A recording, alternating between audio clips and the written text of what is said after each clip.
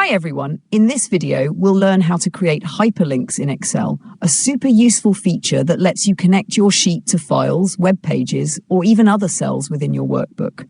First, select the cell where you want to add the hyperlink. Then go to the Insert tab and click on Link.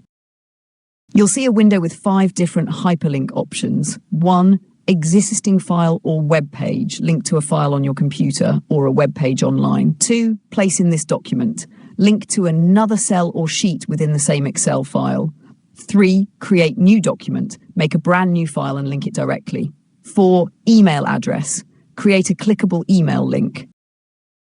And of course, you can also edit the text to display what shows up in the cell. Let's try the first one, linking to a file. I'll type click here in the text to display box, then browse my computer, select a file and click OK.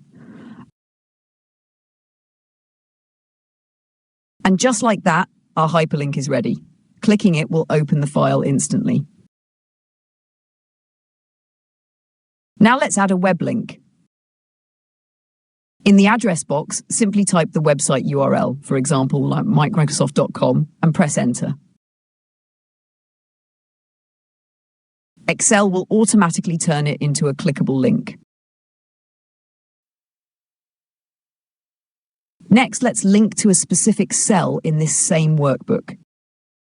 Choose Place in this document,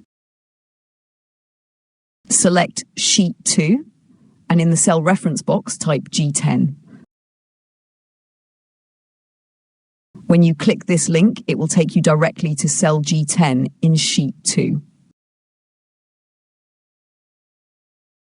The Create New Document option lets you make a new Excel file that's linked to your current one, helpful if you're organizing multiple reports projects. And the Email Address option allows you to create a clickable mail link, so when someone clicks it, their email app opens with your address already filled in. Finally, if you want to remove hyperlinks, just right-click the linked cell and choose Remove Hyperlinks.